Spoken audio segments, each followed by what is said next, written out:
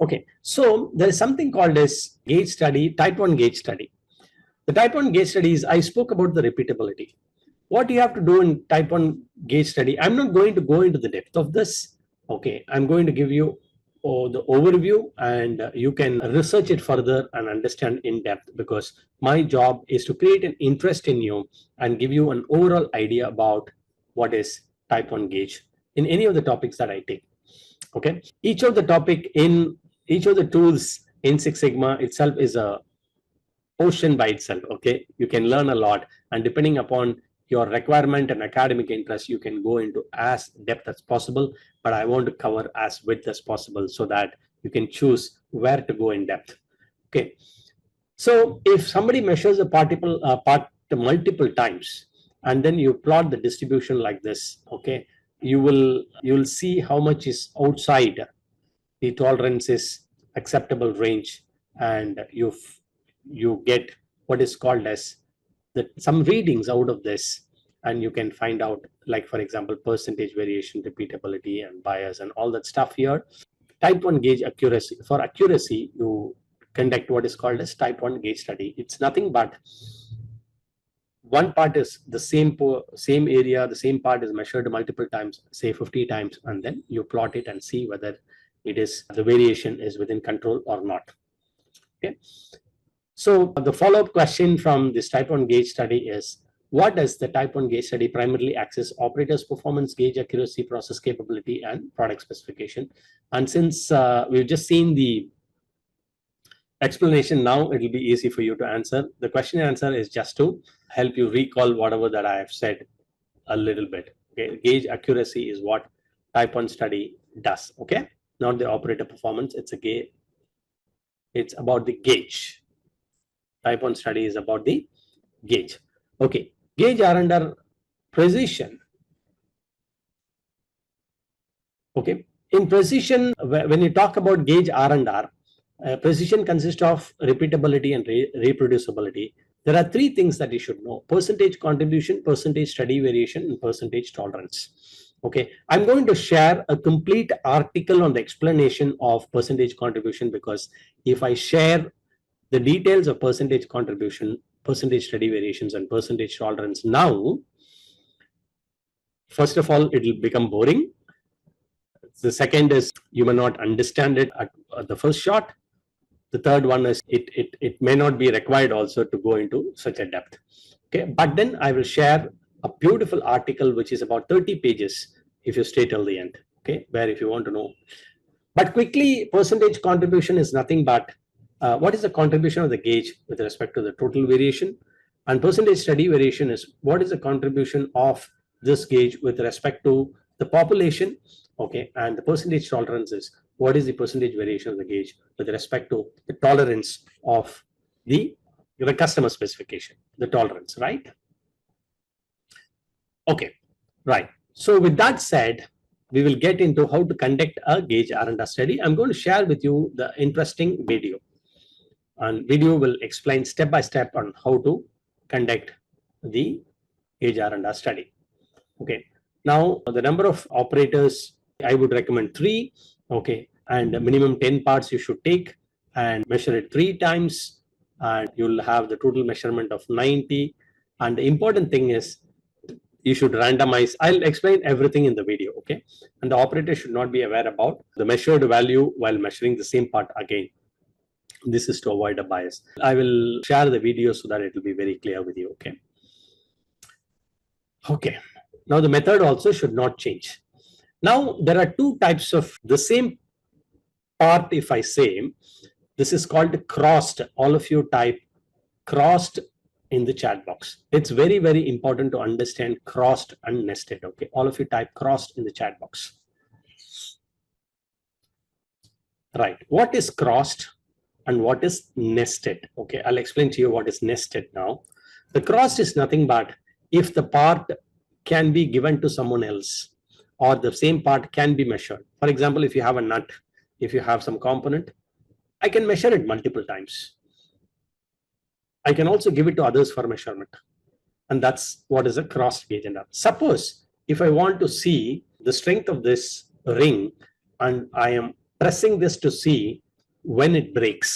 Okay, suppose if I pressed it and broken this, okay, and I'm trying to see it at what pressure it breaks, I cannot break it again, right? And I cannot give it to others to break it. This is called destructive testing. So in a destructive testing, okay, you cannot use the same part, okay, and you cannot give the same part to others. So it is called nested R&R, nested study. Okay, I'm not going to go deeper than this. All of you type nested in the chat box. Okay, two things you have to remember: crossed and nested.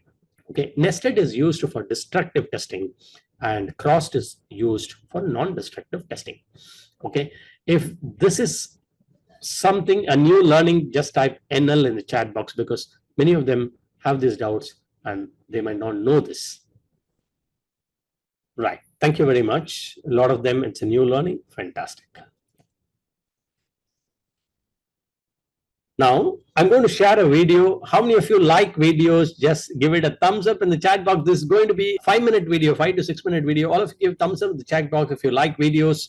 And this video will explain step by step, slowly and steadily, on how to conduct a Gauge R&R practically. Okay, a practical video of how the component is measured is given here. Okay, if you're ready, just focus. I'll ask questions after this. Okay, all of you stay focused. Don't get distracted. Okay, I'll go off the video, but I will ask questions after this. Okay.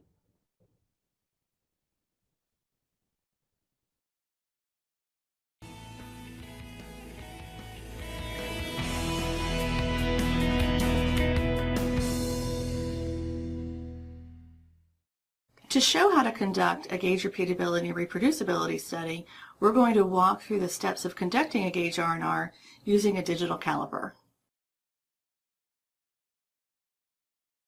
For example, we're going to use 10 volts. Depending on how you set up your Gage R&R, this is typically conducted with 3 operators and 10 parts. As you collect your 10 parts, it's very important to make sure that your 10 parts span the entire specification limits and you actually have defective parts so that you can make sure that you have enough resolution within your gauge to detect good parts and bad parts. Once we have our 10 parts, it's important to make sure that we number our parts so that we can understand the order and keep track of that. And so for these parts, since I have 10 parts, we're just going to number those 1 through 10. As we set up our Gage R&R, we typically use a format such as this. And there's different ways to walk through and do a Gage R&R.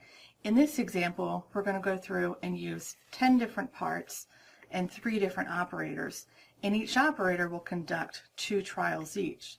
This gives us information about the repeatability and also the reproducibility between the 3 operators. So each organization is a little bit different with what information that they include in the header of their Gage R&R. In this one, we've included the name of the gauge, which is a digital caliper, the gauge number. If we're using a generic digital caliper for this example, it typically has a 5-digit number, dash, and then 3 different numbers after that. And the beginning 5 numbers represent the type of gauge that it is, and the last digits after the hyphen provide information on which number that is of that type of that gauge, and then the date that the Gage R&R was conducted.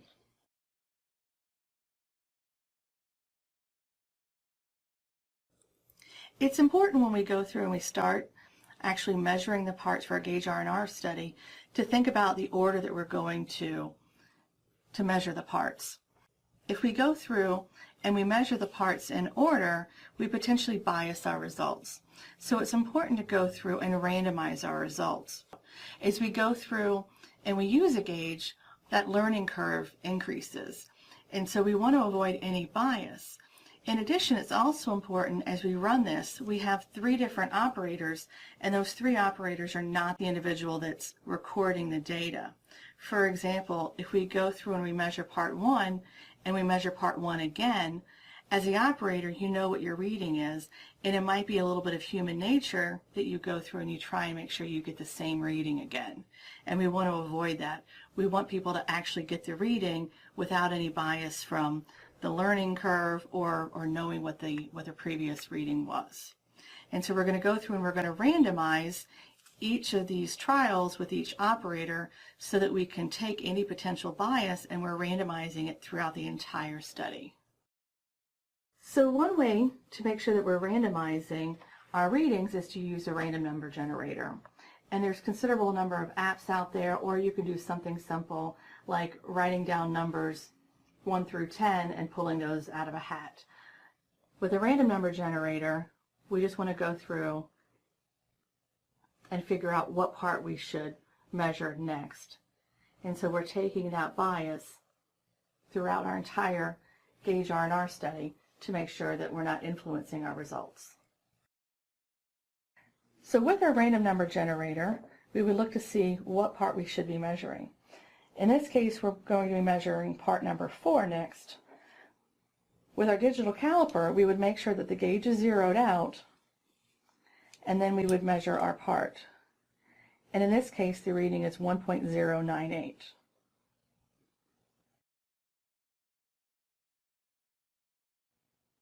And we would take that reading then, and since this would be for operator 1 and part number 4, we would put that reading in there, which was 1.098. Next step would be to use our random number generator again to see which part we should use. And in this case, it's 5. So we'd find part number 5 then. We would zero out our gauge again, and then measure part number 5. And in this case, we have a reading of 1.094. And for operator 1 with part 5, then we would enter in 1.094. At this point, operator 1 would have completed trial 1. We would go through and we would randomize the first trial. The next step would be for operator 1 to repeat the entire measurement of all 10 parts for trial 2, still using the same methods for randomization.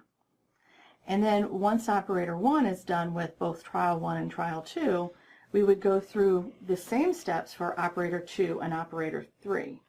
Operator 2 next would go through and we would randomize all 10 parts for trial 1, then we would randomize all 10 parts for trial 2, and then for operator 3, we would randomize all 10 parts for trial 1 and all 10 parts for trial 2.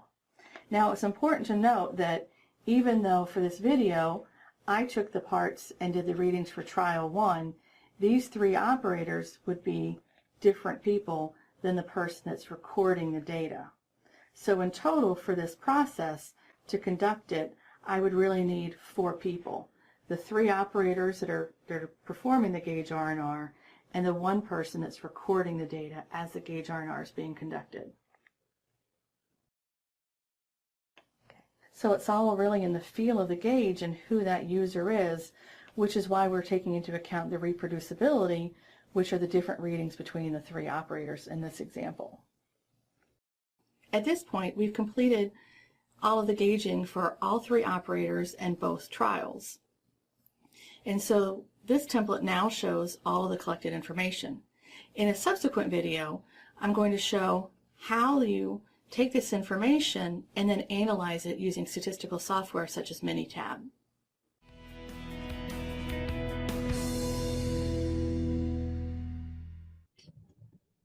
All right, if you found this video interesting, useful, fantastic, awesome, just put it in the chat box so that I know that I've shared some valuable information with you. I will share this video if you stay till the end, okay? I'll share this video. So in the Gage R&R, we have variation due to device, which is a gauge, and variation due to technician. And variation due to the gauge is called repeatability, and variation due to the technician is called as repeatability, where it's not only technician, but technician interaction with the part as well. Okay, so I'm going to share this entire detail of in the link now in the next few minutes. Okay, so that I will also share with you a video. The video URL is written here. I will share with you in the resources on how you can create your own template, okay, of measuring the Gauge R&R. Okay. So these are, if it is an attribute study means the Gauge R&R, the same logic of 2 people or 3 people. See, let me tell you what is attribute data. For example, you just have to say it is pass or fail. Okay, for example, you take go or no go gauge. Okay, yes or no type of answers. Okay, okay or not okay type of a thing. So what is important in that case is if you are, you need a master. Okay, you need a standard. For example, if an auditor, okay, you need a auditor who tells you the correct pass or fail. Okay, and then you have 2 other auditors who is actually conducting the audit, and then they are putting pass or fail depending upon what their observation during the audit is, and then they're comparing with the master. It's called as a master auditor. Okay, similarly, there is a master gauge and you are comparing with a master gauge. Okay, if this is clear, type super clear in the chat box. This is for attribute data. This is not for the variable data where you're measuring 1.05 or something like that. You're just saying it is okay or not okay piece. Okay, the defectives, right? Okay, so in this you have 4 things that you should understand: effectiveness, miss rate, false alarm, and kappa. Okay, kappa is a value that will come at the end of it, and if the kappa value is beyond a particular thing, it is acceptable. Okay, but what is effectiveness? How much correct decisions you have told out of the total this thing? How many times you were correct when you audited? Okay, miss rate is how many times you have said fail or rejected when it is actually a good part. Okay, false alarm means a good part is rejected. There can be 2 things. You can accept a good part, okay, when you are doing the inspection, or you can reject a bad part. So that is called miss rate and false alarm. Okay, if miss rate and false alarm is clear, please give me a 9 or 10. That's very important to understand. Effectiveness is very easy. How many times you were correct with respect to total times that you inspected. But miss rate is how many times you rejected when the part was good. Okay, you rejected a good part, and how many times you have accepted a bad part. Okay, I'll explain that in my article, which I'm going to share with you in next 5 minutes. Okay, so depending upon that, all that you'll have to know is in variable data Gauge R&R study, less than 10% is acceptable, 10 to 30% may be acceptable based on conditionally accepted. Okay, that's what I call, and more than 30% is not acceptable. Whereas for the attribute study, okay, effectiveness, miss rate, and alarm has to be what is given in the table, and the kappa value should be more than 75. Okay, so these are all some guidelines which statisticians have come out with, and follow these guidelines based on the actual values that you have got. So this article is a 30-page article what I've created, which will give you a complete detail. I'll share the link. I'll put the link in the chat box. Okay, so we will end with some question answers. Which of the following is the most preferred value for Gauge R&R variable data? Which is the most preferred value? Okay, let's see your answers in the chat box. Which is the most preferred value? Yeah, less than 10 is right answer. Okay, and attribute data, what is acceptable? For, you may not remember this, for the miss rate. How many of you remember? I don't know how many of you remembered this, because I showed it. Okay, it's less than 2%. Okay, it's less than 2%. I'm going to share this presentation, so I'm not going to read. There is a possible causes of measurement error accuracy, and these are the possible causes. Okay, calibration of the instrument, etc., etc. I have listed down all. See, the source is from Measurement System Analysis, 4th edition by AIAG. I will share the link of this reference also. So there's no need to read that. You can see this presentation and understand that. But there are 13 different causes that this book has listed. Okay, for the bias. Okay, and for stability, there are different causes that is listed. I'm not again going to read all that. There are 12 different causes that is written. And again, for the linearity, again, there are different causes. See, instrument calibration will cause any type of issue, linearity or stability or bias. Okay. And there are 13 different causes for linearity type of issues, and repeatability issues also. There are different causes here. I will share this presentation link, don't worry, so that you can have a copy of this. And for reproducibility, there are different causes. All right.